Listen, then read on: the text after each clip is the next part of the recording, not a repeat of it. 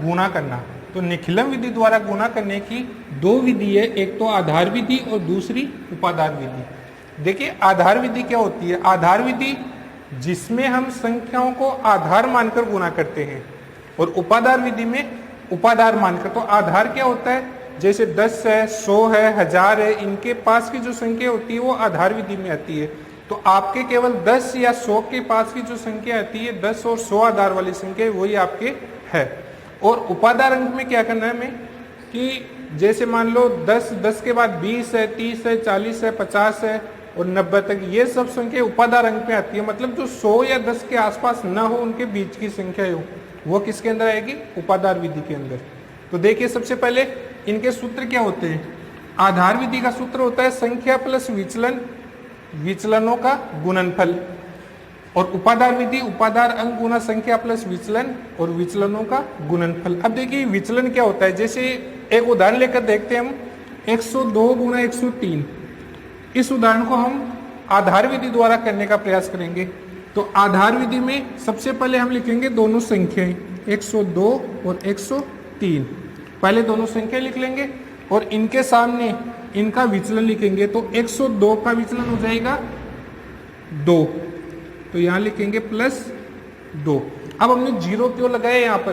क्योंकि देखो आधार के अंदर शून्य कितने माने हमने? 2। आधार में 2 शून्य, तो विचलन में 2 ही अंक होना जरूरी है, इसलिए हम लिखेंगे 0,2। और 103 का विचलन कितना हो जाएगा? 3, तो हम लिखेंगे यहाँ पर 0,3।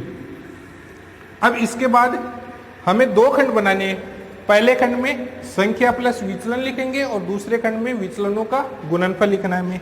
तो पहले खंड में लिखेंगे संख्या प्लस विचलन, यहाँ शॉर्ट में लिख रहे हैं विचलन को वी से, और फिर लिखेंगे विचलनों का गुणनफल। तो सबसे पहले संख्या, संख्या कितनी है हमारी? कोई भी एक संख्या ले सकते हैं इसमें। देखो संख्या प्लस विचलन, यदि हम 102 प्लस 0,3 ले तो भी हमारा मान 105 आ रहा है, और 103 प्लस यदि 0,2 ले तो भी हमारा मान 105 आ रहा है। तो इनमें से कोई भी एक संख्या प्लस दूसरी का विचलन हम ले सकते हैं। तो यहाँ हम ले रहे हैं 102 प्लस विचलन कौन सा लेंगे? यदि 102 लिखा है हमने संख्या, तो विचलन 103 का लेंगे 0,3। और दूसरे खंड में विचलनों का गुणनफल, तो विचलन कौन कौन से हमारे? 0,2 गुना 0,3। अब इसके बाद इनको हल करेंगे आगे। तो 102 प्लस 3 कितने हो जाएंगे? 105। दूसरे खंड में 0,2 गुना 0,3 कितना हो जाएगा? 0,6। अब इन दोनों संख्याओं को नीचे लिखेंगे हम 1,05,06। देखो हमने यहाँ 0,6 को पूरा लिखा है, क्योंकि आधार में 2 शून्य है, इसलिए हम दोनों अंक यहाँ पर रखेंगे। तो हमारा आंसर हो जाएगा 10,506। अब हम उपादार विधि का एक उदाहरण और देखेंगे। तो उपादार विधि में जैसे हमने उदाहरण ले लिया 32 × 33। तो सबसे पहले देखेंगे इसका आधार क्या है? 10। क्यों है 10? क्योंकि 2 अंकों की संख्या है, तो उनका आधार क्या होता है? हमेशा 10 होता है।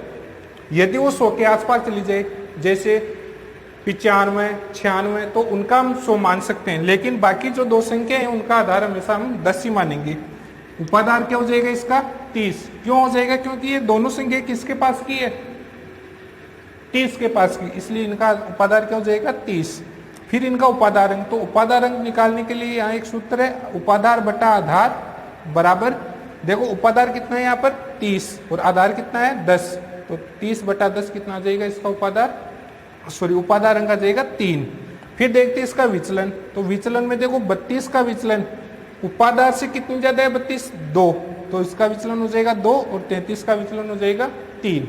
देखिए सबसे पहले हम दोनों संख्या लिखेंगे 32 और 33, फिर उनके सामने लिखेंगे उनका विचलन 2 और 3। अब हमने यहाँ पर एक अंक लिया है, एक अंक लिया है, क्यों? क्योंकि यहाँ देखो आधार में शून्य कितना है? 1, इसलिए हमें यहाँ केवल एक अंक लेना है विचलन का। तो इसका सूत्र हो जाएगा उपादार अंक गुना संख्या प्लस विचलन, और दूसरे खंड में क्या हो जाएगा? दोनों विचलनों का गुणनफल।